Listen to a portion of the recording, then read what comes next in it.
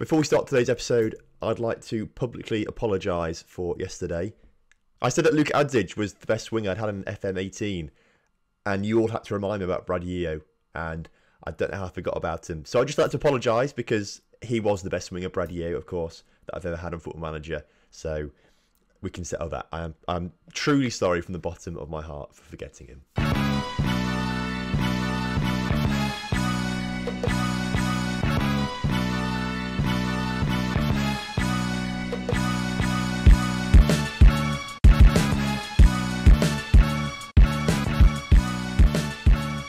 Hello and welcome back to The Real Deal. Today we have got 3 games for you, a 3-game special. We've got both games against Ajax in the Europa League First Knockout round, and then we've got Athletico Madrid in the middle. So it's a very, very big episode. First of all, then, since you were last here, things have been pretty good, I've got to say, for the most part.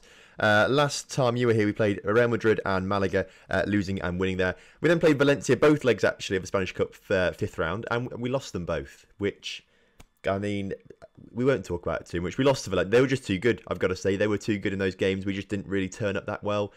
And we lost them both. So we're out the Spanish Cup in the 5th round for the first time in a long, long, long time. But it's like the 5th season in a row where we've been knocked out by either Valencia or Athletic Bilbao. So the Cup has a bit of a curse on us, I think, against some teams. We just seem to have some bogey teams, I guess. League form, though, has been pretty good. We start off with a 4-0 win against Girona away from home. They're quite far down the league table, so it was a routine win. But it was nice to see that Aitor Vázquez and Jonathan Cano, both the youngsters, getting themselves on the score sheet. We then had a 4-1 win away from home against Espanyol as well. Espanyol, I feel like we may have drawn against them very early on in the season. We did 1-1, so it was good to get the win against them this time. A 4-1 win was very, very good. Keeping with 4 goals, we managed to beat Las Palmas 4-0 as well. Colonna with a penalty, Adžić with 1, and Hans Osmanovic with 2 right at the end as well to seal off that pretty decent win. Real San Sebastian was then the toughest challenge we had. Obviously, Real San Sebastian doing very well so far this season. They were top of the table for a little while. So to come back and win 3-0 against us after they beat us earlier in the season was fantastic stuff. A really, really huge win. Next up was Eibar. Eibar, a team that's sitting around that top 7. They're sort of bouncing around between sort of 7th and 5th and 4th sort of thing. So we had to get the win. It was crucial in that game to get a win. And Chris Bannister, on his debut after coming back from injury, manages to snatch the goal in the 86th minute there, where we managed to win that game. So that was really good. All these games, by the way, we've absolutely dominated. Like the scoreline, this one wasn't that convincing, but the way we played was very, very dominating. A lot of these games were dominated. And very frustratingly, we drew 2-2 with Athletic Bilbao, who are in the relegation zone. They scored in the 91st minute from a very, very poor back pass, and they just got onto the end of it and put it around Berke Erdős. So that was a disappointing way to lose that game. Again, it's a game we dominated, but we played quite a rotated side in resting players for the Ajax game, you see. And clearly it just didn't quite pay off as we managed to draw that game. So, I mean, it was a good experience from the boys out there. We can't win every game. We didn't lose it, I suppose, so we still picked up a point, but it was frustrating to say the least. In terms of the league table, though, it does keep us second in the table, 4 points behind Real Madrid. They lost the game and we won one, but then when we drew, they won. So you got their 4-point advantage back, which is a little bit annoying, I've got to say. But we are a good 5 points ahead of Valencia and 9 points ahead of Atletico Madrid. Barcelona down in 6th as well. They're quite far down. My prediction of Valencia and Real San Sebastian sort of running out of steam, not being up there, has sort of happened. They're slowing down a bit, but I didn't think that Barcelona and Atletico Madrid would be down there as well. They're not doing so well this season. So that really does open the door for us. It looks like at the moment just between us and Real Madrid, but of course there's still a long way to go in the season. No more defenders signed either. We did try and sign a few defenders. I went back to the ones that I tried to sign over summer, but they just weren't having it. There were 1 or 2 more that popped up on scout reports, but again, no one really wanted to sell their players and things like that. So no more defenders coming in, which is a little bit frustrating. But we do have Sasa Babic, who has played in the Europa League already. That's why it says he's scored 1 goal for Oviedo there, which is a little bit weird. I'm not quite sure why it says that, because he didn't score it for us. But he did play for Vojvodina in the Europa League, but only in the qualifying stages, not the group stages. So that means he can play for us now, which is good. Otherwise, he'd have a bit of a shaky defence. According to the match preview, we are evens on to win this game. So basically, the bookies can't see us not winning this game, which makes me very, very nervous. So we'll have to see what happens in this game, of course. I mean, it's a good sign, at least, that Ajax aren't as good as we perhaps think they are. But it does worry me a little bit. But here we are. This is the team that we're going to be using today. Berke Erdős in goal with Cucurella, Sanchez, Babic and Diouf as that back line. Harbo comes in as CDM because Thomas Partey is suspended for this game, with Dan and Cologne do retain their positions in central midfield. Antic is on the left and Orsolini is back from injury and is on the right and has had a few decent games since coming back, so we're going to start playing him, and then Osmanovic, of course, has got to start up front. Right then, kickoff is upon us here in this first leg. We're at home today, so we need to try and get a good advantage to go into the away leg. Try not to concede any goals either for the away goal rule, which would be fantastic. Throw in for us now, 6 minutes into the game. Looks like we're getting some early pressure in this game as Osmanovic puts it in towards Orsolini on the edge of the area. Shoots and is just narrowly wide there. I'm liking this early pressure. I mean, no shots on target yet. That's a little bit worrying, but the 4 shots we've had so far, pretty good, decent opportunities probably. The board want us to get to the quarterfinals of this at the very minimum, apparently. That's what it said. I didn't get to choose that. They just told me that. So quarterfinals is the target, but of course we want to go one further. Not 2 further, actually, to the final, and maybe 3 further to win it. I only want to go 1 further. We're not a semi-final only team. We want to win these kind of things. Well, the rest of this half's actually been, well, nothing's happened. That's what's happened. Nothing has happened. We seem to be quite on top of things. Oh, there's a highlight now. Cologne puts it in and cleared, but Cologne back on the ball just before half-time, puts it in. Orsolini gets on the end of his cross and puts us 1-0 up just before half-time. We needed that to go in before half-time. We needed to get in there ahead to motivate them into the second half, I've got to say. We needed that, and it's going to kill Ajax conceding right before half-time. Right then, we'll go assertively. Media giving you a lot of credit recently. Go and put a worthy display out there. A lot of motivated players out there. That's good to see. We love that. I've got to say, though, none of our players looking like they're playing particularly well out there. We will just encourage them, I think. Hans Osmanovic, the lowest rating there. He may have to come off, actually, and we'll bring Chris Bannister on or something like that. As long as we don't concede an away goal, though, that's very, very important. But I would like to get 1 or 2 more just to create a little bit of a buffer. Still no highlights in the second half, though, and Hans Osmanovic still not improving out there. So we are going to take him off. Unusual poor performance from him, you've got to say, out there. That's not usually what he's like. And Dad's not playing massively well either, I've got to say. I feel like we bring Harbo up there, and we bring Tusa on in that CDM role. I think he's been wanting some game time recently. Have it. Just take it with both hands and enjoy the next 20 minutes or so, because you probably won't get much more in your Oviedo career, if I'm being honest with you, mates. First highlight of the second half then comes in the 77th minute. I didn't think we were going to get one at all, but it looks like the Ajax ball forward is a pretty poor one, and Sanchez can try and build from the back now as Cologne, that deep line playmaker, puts it out towards Orsolini, but the pass was actually kind of poor, and now Ajax can come forward. Jensen nearly getting in behind Sanchez there, but Diouf has the ball now, and Cologne once again trying to do something creative with it. This time the pass is better and gets to Ricardo Orsolini. His ball back to Harbo, risky, but he does manage to do well with it, and Cologne once again on the ball. Orsolini dances past his man there, and Harbo puts the ball up, and it was a poor one in the end. And again, their defence is very good, I've got to say, Ajax. They keep just getting rid of the balls. They're quite packed in there. Bannister, though, finds the ball through to Luka Adzic, who puts it in the back of the net. And that was a lovely little move, I've got to say. That puts us 2 ahead, gives us a 2-goal advantage going into the second leg right now, with no away goals as well. Ajax away, though, is going to be very, very tough. Like, it's a bit of a fortress there. Cologne with a free kick. Oh, saved by the goalkeeper. That was a very, very well-struck free kick. If that had just been, I don't know, 5 yards to the right of the goalkeeper, that would be back of the net. Another Cologne free kick. Oh, this time he rattles the post of the crossbar, one of the two. He scored a free kick, actually, in one of the games recently, which is a very good one. He's getting better and better at his free kicks, and twice here he's been just about denied. Could have been 4-0. It's not 4-0, it's 2-0, but it's still a fantastic win at home here. No away goals for Ajax, importantly, as well. So I've got to say, we have to come out of this game feeling pretty happy with ourselves. Right, 2 days off before a huge game against Atletico Madrid away from home as well. It's going to be very, very tough, I've got to say. But I don't think I'm going to change anything. That's the thing. I don't think I'm going to change anything. As you can see, Atletico Madrid's form has been pretty inconsistent for quite a while, I've got to say.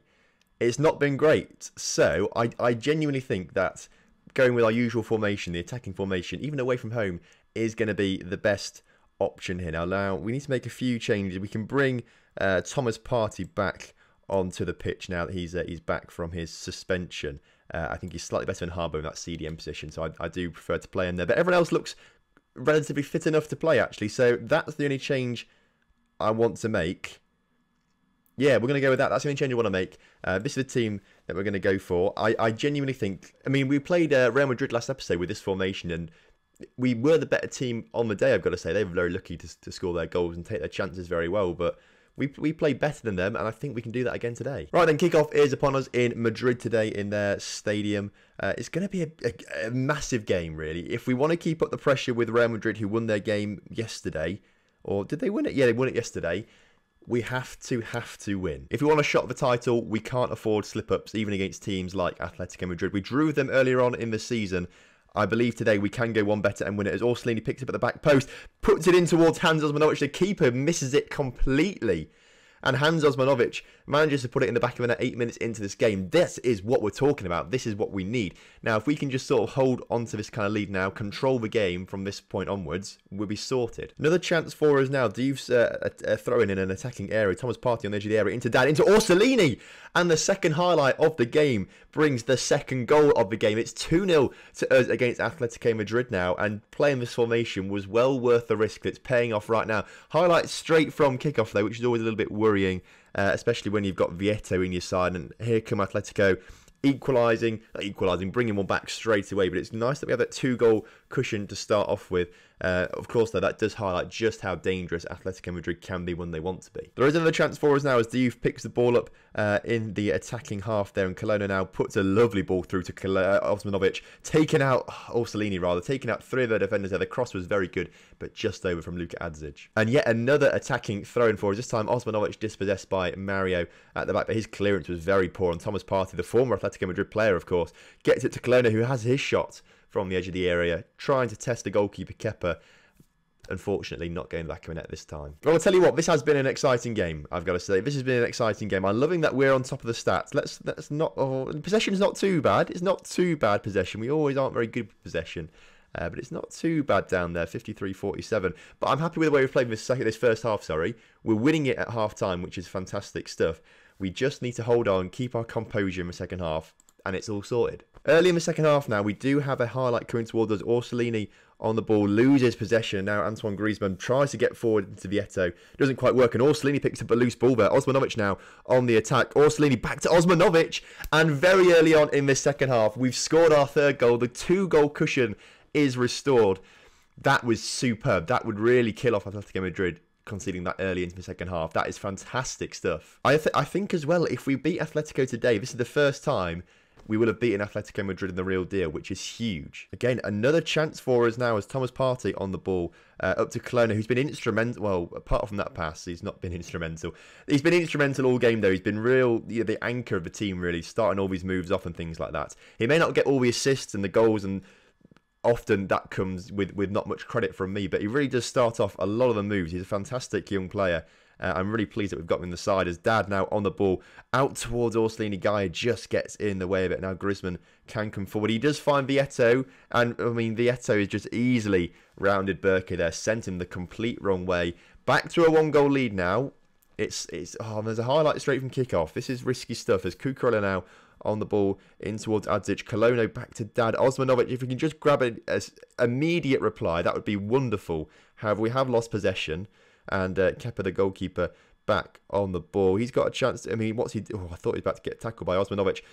Dad now back on the ball after his clearance was put under pressure by Osmanovic, and it wasn't very good. Now Orsolini in behind the defence, puts it into Luka Adzic at the back post. Osmanovic, double save.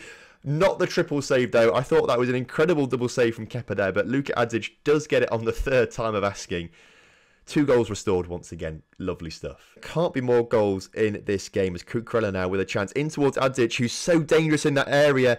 It's 5-2. Orsolini now scoring on the 60th minute. Pre-Valencia debacle, I would say this game is done and dusted, but post-Valencia debacle, we know that anything can happen, so I'll keep my mouth shut. And could the post-Valencia debacle stuff be happening once again as Vieto now on the ball in the attacking area, puts it in, cleared by Babic and Gaia on the ball, but Mario now on the edge of the area. They're playing it around dangerously. Griezmann, Sal, Vieto posting in.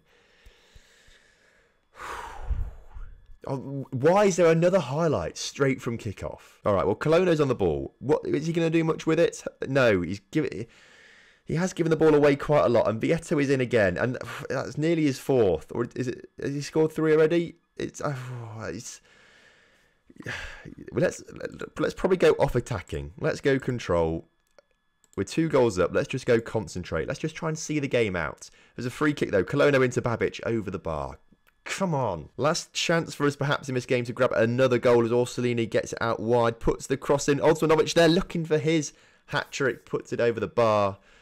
And that should be the last highlight of the game as the clock ticks down. 20 seconds or so to go. Colonno's free kick cleared by Saul. And this should just be like the ending highlight, I suppose, as we play it around the area. Osmanovic nearly put through there. That, though, is that. That is our first win against Atletico Madrid in a must-win game. And the scoreline looks close. Vieto was incredible, as he usually is. But those stats, like, that's a different story, those stats. We dominated that game. That was a must-win game, and we've done superbly well. So I'm very, very pleased. Unfortunately, the under-19s have lost in the Champions League under-19. The under-19 Champions League, sorry. 3-0 in the second knockout round. They beat Tottenham Hotspur in the first knockout round very convincingly, but seem to have lost to Lyon under-19s 3-0. So unfortunately, their European journey ends, but they seem to do so well in the under-19s. I don't know how. Right then, once again, I'm not going to change any. This is the strongest lineup we've got. Being honest, this is the strongest lineup we've got. I don't want to change anything again. Colonna misplaced a lot of passes last game as well. We are going to take him off, bring Bedecker on, just because he needs a bit of match sharpness as well. Right then, kickoff is upon us here in Ajax. Or it's not actually Ajax, it's Amsterdam, isn't it? Ajax isn't actually a place, it's Amsterdam. Either way, though, we can lose this game by 1 goal and we'll still go through. So as long as we don't lose by more than 1 goal, we're sorted. First highlight of the game, though, is a throw-in for us. We throw it straight to their men, and we do win it back temporarily, but Ben Ali is through. Decent save by Berkers, and he puts it wide on the second attempt, I've got to say. That was poor from us to just gift them possession and things like that. But that was a very pacey run from their striker, I've got to say, to beat our defender there, get his shot away, and get the second one away. Ajax now trying to exploit this left-hand side. The ball forward, not the best, and Babic can clear that ball, get it back to Berkers, who can put it out to our left-hand side of the pitch now. It's a bit open, although Orsolini's, they're playing very, very centrally, so we do have a lot of space on the wings that we need to exploit, as Orsolini, rather, his cross, not the best. Bedecker now with another chance. Dad on the edge of the area. Who knows? We know that he can do that all day long. Clearly, Ajax had no idea that he can do that. We've got an away goal. They now have to score 4 if they want to win. This is looking good for us. They do have a highlight straight from kickoff, though, and that does worry me as the cross comes in and they've pegged us back straight away. We need to be more switched on. You know, evidence from this episode suggests that we're not very switched on when we score a goal. We have to really switch on straight away again. Another chance now for Ajax to come forward. They play it out to their right-hand side of Veltman, who's picked up a knock, actually. Maybe we can try and exploit that, get some hard tackling in on him or something like that, try and get him off the pitch.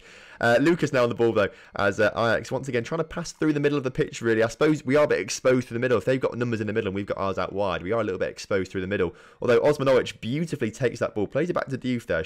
I don't think he really needed to do that, but Diouf puts the crossing back to... Okay, he knew exactly what he was doing, Hans Osmanovic. That was a beautiful little manoeuvre. Diouf with one of the best assists I've seen all season. And Osmanovic gets in on a bit to make it 2-1 on the night. Another away goal now, which is fantastic stuff. Ajax really have a mountain to climb. And all of a sudden, Orsolini picked up an injury. Got to say, actually, players have been unlucky not to play recently. He was very, very good when Orsolini was injured. He was superb, actually. Even before Orsolini got injured, he was playing better. So he's probably been a bit unlucky not to play. I mean, what throw was that? He returned the ball, it said down there. So I guess they put it out of play when Orsolini got injured. That was very kind of them. Thank you very much, Ajax. Very sporting of you. Their clearance was very poor. Kukrela now on the ball. And Dad, who's already got 1 goal to his name today, looking to try and create another one as Adzic puts it in back towards Bedecker. Adriano Players with an instant impact getting an assist as Osmanovic picks up the 3rd goal of the game. And this tie is truly over already. It's already over. Corner for us right before half-time. It's a penalty which Hans Osmanovic is apparently going to take. He's on a hat-trick. Let's give it to him, to be fair. I was going to put Luka Adzic on it, but if Hans is on the hat-trick, he's got to take it. He steps up for it then. Which way is he going to go? I'm going to go right. He's gone down the middle. So, I mean, I went the goalkeeper. The goalkeeper went... Well, actually, he went left, didn't he? He went left. Superb stuff, though. Hans Osmanovic with a first half hat-trick. This guarantees our place in the second knockout round. Do we even do the second half? Should I just turn off now? There's no point doing the second half. We've won it, haven't we? Again, European away days. 2,100 people have come from Oviedo to watch this game. Why can we only bring like 100 people to Madrid? Like, Madrid is a lot closer than Amsterdam, I've got to say. So why don't they just go there instead? I mean, I'm very happy that they're here. It just doesn't make sense to me. So it just does not make any sense to me. It's not even like it's a weekend as well. Like 2,500 people nearly have had to get this time off work. and which employer is letting them go away to watch a football game midweek? You know, that's what I want to know. Luckily, nothing's happened in the second half at all, actually, which is good for the episode length, because I was starting to think this is not going to fit in 20 minutes with the amount of highlights in the last game and the first half of this game. I was getting worried, but as you can see at the top here, literally nothing has happened in the second half at all. And there we go. Oviedo 4, Ajax won 6-1 on aggregate in the end. A superb way to get through the first knockout stage of the European competition that we've been in this save. It's great. Right, we've got the draw tomorrow. Valencia in a few days' time. That's a big game as well, but we'll do the draw and then we'll end the episode, because we need to end it now pretty soon. Right then, here's a draw. Varied teams such as Arsenal, Tottenham, Mainz and Club Brugge. Very... I'd want to avoid the Premier League sides. Right, let's get through this then. Let's just start clicking on the draw next team. We've still not come up yet, and there's still some very big sides in there. Please be Mainz. Right. PSV or Wolfsburg for me, please. That's what I want. Wolfsburg, it's taken a while, so it means it's us. We're playing Wolfsburg in the second knockout round. That's a tough draw, I've got to say, but it could have been a lot worse. We could have had Roma or Arsenal. I mean, that's good that they're paired together. There are some very decent sides in this left. Wolfsburg, I suppose, are one of them, but I think they're one of the more beatable sides out there in this stage of the tournament. Right, it's not long then until that Wolfsburg game. So again, next episode is going to be a 3-game special of Wolfsburg, Villarreal and Wolfsburg. I'll play these 3 games in the middle, and then we get to that, which is very exciting stuff. If you've enjoyed today's episode, then please do drop a like on the video, subscribe to the channel if you're new around here, and I'll see you next time for some more real deal action and taking on Wolfsburg in the Europa League.